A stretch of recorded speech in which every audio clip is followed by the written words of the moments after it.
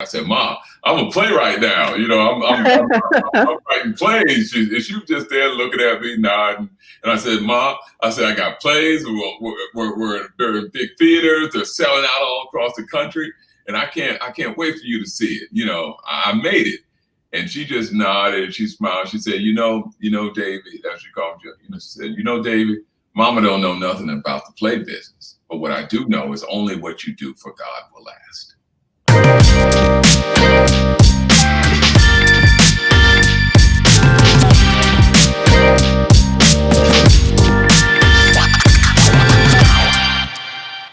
Well, thank you for watching another episode of the Jude 3 Project podcast. As always, I'm your host, Lisa Fields, the founder of the Jude 3 Project. And today I'm joined by a very special guest, Mr. David Talbert. Welcome, David.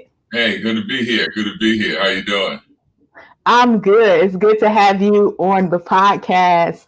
I watched your film and I'm so excited to talk to you. For those who don't know who you are, can you just share a little bit about yourself?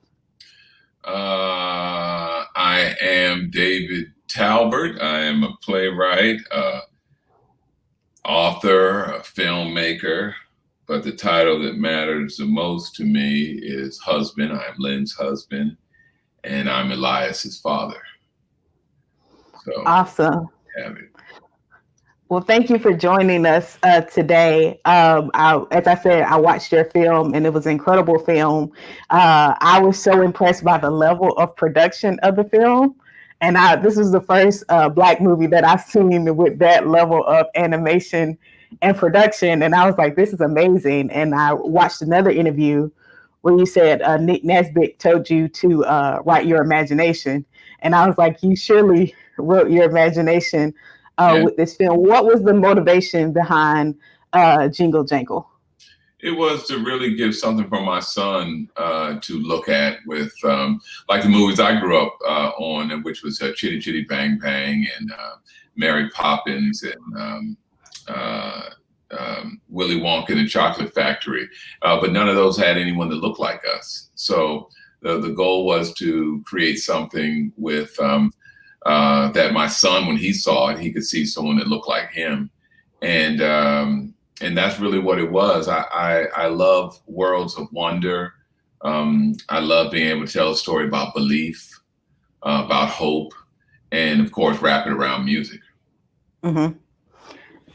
That was what this film definitely was. When I was watching the film, as you know, this is a Christian podcast, but one of the things I was like, that stuck out to me was that proverb that hope deferred makes the heart sick. Mm-hmm. And the main character, Geronimus, I don't want to mispronounce his name, Geronica. I know he kept saying, why doesn't anybody say my real right name? But he kind of had that hopelessness that came with the hard times in life. How important was it for you to display hope in this film in such a hopeless time? Well, it's everything. And you didn't know it going into it, that there'd be social unrest and political shenanigans and the pandemic. But I mean, it's a balm. It's a balm. And it's something for the world to see that we're all connected through heart and humanity and love, and the things that bring us together are stronger than the things that tear us apart. And it's just, during this period, people are losing things and losing, possessions. Some are losing their lives. But if you look at Geronica's is like a story of Job. He had everything. He was vibrant and beautiful family and everything, and then he lost it. But at the end, one of my favorite lines of the film is that everything that was ever stolen from him was returned. Mm-hmm. And it's that journey to rediscovering your joy, rediscovering your hope, rediscovering your belief, rediscovering the thing that has worked all along and just waiting for you to believe in it again. Mm-hmm. Was this just being able to do this film, was that a sense of hope for you as an African American filmmaker with kind of all the resources you need? Was that like something that kind of gave you hope for the future for filmmaking? Yeah, but Veronica's Jangle was me in many ways, and the robot that was sitting up in his attic for 30 years had worked all along. It was just waiting for him to believe in it. And this script has been in the attic of my hard drive for 22 years. So the film really reminds me that when you're given an idea, when you're given a thought, a dream, that you are also given the wherewithal to bring it to life. The dream is waiting for you to catch up to it. And so it's a reminder for me, and it gave me hope. And being in this world of visual effects and animation and musicals and all that stuff. Now, I mean, you can't put the genie back in the bottle.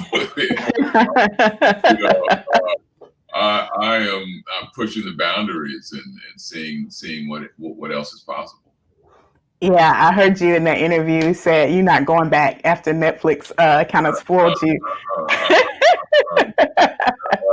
And why should I? I'm moving forward and opening up doors to the people that follow behind me. It'll be a little bit easier than it was for me. Mm-hmm. What influences did I was reading another interview that you did with Urban Faith, and you talked about how you kind of put some Black church in the movie. The Black church has some influences in the film. What kind of influences did what you saw in Black church have in how you wrote out the musicals and things of that nature in the film? Well, I grew up in my great-grandmother was one of the founding pastors of the PAW movement in Washington, D.C. And so I grew up in a holiness, a storefront church. And really, I watched people come in one way. I watched many times. I saw alcoholics. I saw people that are drug users, people that from broken homes. And I saw them come in one way, and through these stories, through the word of God, through the power of love, people left out a different way. So I sat there, I saw words change people's lives and words touch people. And I then saw the comedy of the church, the comedy of the sisters that would be shouting. And if that purse went one way, they stopped mid-shout, grab that purse, set it back up right next to it, and keep shouting. And there's no better comedy, better theater than the Black church too. But the music and the soul and the spirit and just this visceral kind of thing that just makes you move is what I wanted the music to do. And I wanted to feel a certain way, the same way I felt when I would go to the big conventions, the PAW conventions. I remember very vividly growing up. There was a Thompson Community Singers that the song "It's Gonna Rain." And I remember we went to Morning Star, and the big 300-piece choir came in there. Can you see the clouds gathering? I'm like, what is going on here? I thought the heavens was opening up but it was that feeling that I had that I never forgot that feeling, and that same feeling is what I wanted to infuse in the film.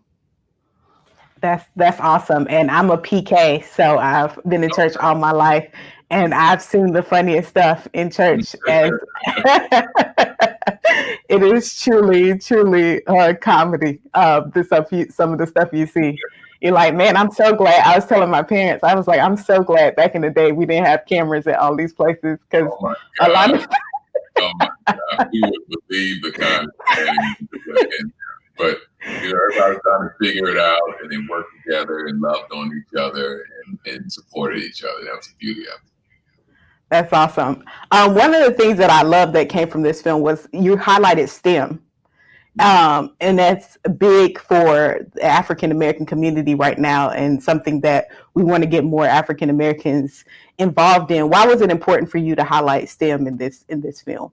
Well, because we're given a lot of credit for our artistry, our music, our dance, our fashion, and our athleticism, but we come from a rich heritage of scientists and inventors and innovators and alchemists, and I wanted to show that. All of the buildings that are in the film are all named after Black inventors or innovators, and so I wanted to give light to that. When the Edison's character introduces himself, he says, "My name is Edison Latimer," and Lewis Latimer, of course, was highly considered the one who invented the filament for the light bulb, brother who didn't get credit. And so I wanted to highlight us as thinkers. As much as our artistry is always in the forefront, our artistry and our athleticism, I wanted to make sure that our intellect was also there, because that's who we are as people. You can't put one without the other. You can't have one without the other. Mm-hmm. That's so important that you highlighted that. I think it's so encouraging for the kids to see that artistry, and to see that they're able to be in STEM and they're able to be in artistry as well. So that's amazing. As a filmmaker in Hollywood, that's a man of faith. What are the challenges that come about, or just being a Black man in Hollywood that you experience? Well, it's I lead with humanity first, and I think that's a universal thing. I remember when I did my first play, I went home after I did my first play. I was living in the Bay Area, and I went to DC. We were about to open up the Constitution Hall in DC, and I came to Ma, Pastor Woods, my great grandmother, my heart. I said, "Ma, I'm a playwright now. I'm writing plays." She was just there looking at me, nodding. And I said, "Ma," I said, "I got plays. We're in big theaters. They're selling out all across the country, and I can't wait for you to see it. I made it." And she just nodded and she smiled. She said, David," as she called you. She said, David, Mama don't know nothing about the play business. But what I do know is only what you do for God will last. Mm. And that's how it doesn't matter to me. Yes, I want all the awards. Yes, I want all the accolades. Yes, I want the remuneration. I want the zeros and commas that come with that. I want to see my name up in light. But at the end of the day, when you leave here, it only matters what you have done, what you have given back. And how do you say thank you for the gifts that you were given that you did not earn? Well, you give them back at the highest level of excellence. And that always grounds me. Those words of my great grandmother, and that stays with me. That's awesome. What advice would you give to those Black filmmakers that are listening that say I love the film, and that's when they saw you doing that, they're like, I want to do that. What advice would you give to the young filmmakers out there? Is don't let anyone put you in a box, and don't let anyone tell you what your limitations are. And that's what I had to remind myself with this film, this production, that there are no limitations, that you can.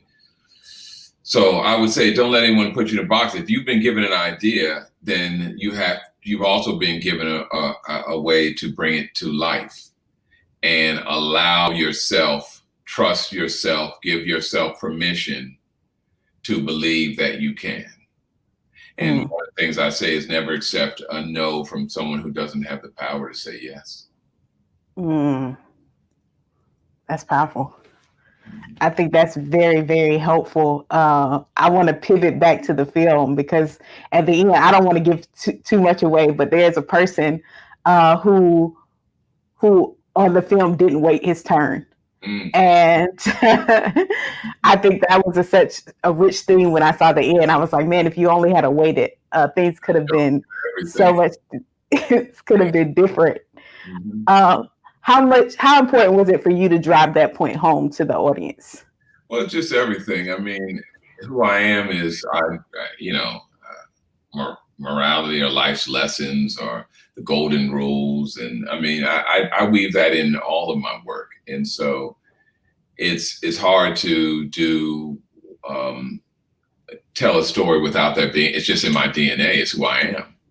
So I don't look at it as something that I'm trying to hammer across. I'm just being who I am. And this is what's in me. And it comes across naturally. It doesn't come across as me preaching or trying to teach a lesson, but it's just who I am. And I believe in those things. And I try through the characters to you know, to give some lessons, but I want to entertain you while I'm giving you the lessons, you know. It's kind of... What was your favorite part about making this film? Favorite part for me was seeing Jeronica's Forrest Whitaker fly and the kids. Something we haven't seen. My son, when I showed him the picture of Buddy 3000, the robot, he said, "What can he do, Daddy?" I said, "Well, he can walk and he can talk." And he asked me, "Could he fly?" And I said, "Yeah." I said, I hadn't thought about it. I said, "Yeah, the robot can fly. Yeah." And then he looked at me and said, "Daddy, can I fly?" And I hadn't thought about the robot being able to do that. And I looked at him, I said, "Yes, son, yeah, you can fly." And his eyes just lit up in a smile. And when he saw Forrest Whitaker, when he came on the set of the film, we shot it in London. He came on the set of the film and he says, "Daddy," he said, "he's flying." And that was special. That's awesome. What was the most challenging part of making this film?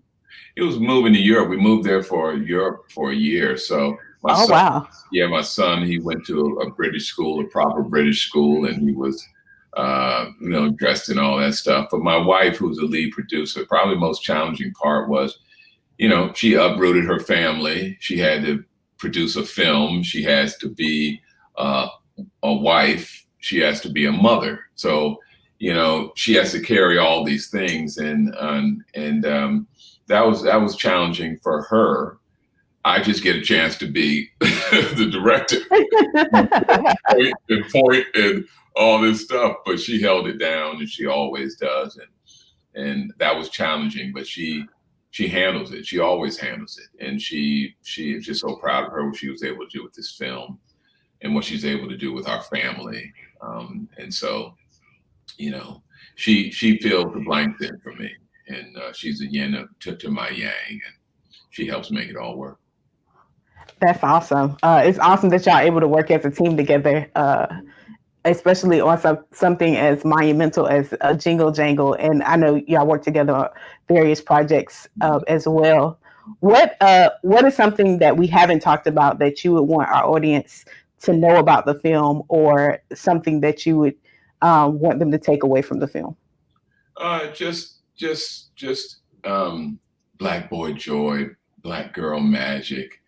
It's just a celebration of who we are, and that we exist in worlds of wonder, and we belong in there, worlds of invention and innovation. And it's just a beautiful gift to be able to share with the world, to be able to share with my community, Black community, but the world community, and to present us in the best possible light. So I'm just thankful, and the outpouring of love has been overwhelming, and just thankful. Awesome. Well, I'm excited to see what films you will produce in the future. I'm sure you have many more projects coming behind this one. And so thankful that you shared your vision of Jingle Jangle with the world. I know it's blessed a ton of people. I enjoyed it, and many of my family and friends as well. How can people get in contact with you on social? What are your social media handles? I'm David E. Talbert everywhere, on Twitter and Instagram and Facebook. And, the families that want to, for the holidays, we have, the book, Square Root of Possible. We have, a beautiful picture book that is available if people want to get it. It'd be great Christmas gifts, but it's something to really talk about the power of possibility. and to show us in this world. So just enjoying it, taking it all in, getting ready for holidays, putting trees up last night, and the whole nine. So it's all good. I put on the Jackson 5. Christmas for me begins when the Jackson 5 Christmas album, and you hear Michael Jackson singing, "I saw mommy kissing Santa Claus." Give love at Christmas, all that. So. Well, awesome. Thank you, David, for taking the time to be with us. I truly enjoyed it. And thank you all for watching another episode of the Jude 3 Project podcast. You can donate at thejude3project.org. Hit that donate tab, become a monthly partner. You can get our curriculum, online course, and all of that and merch at jude3project.org. And remember, hit the Jude 3 Project. We're helping you to know what you believe and why you believe it. God bless.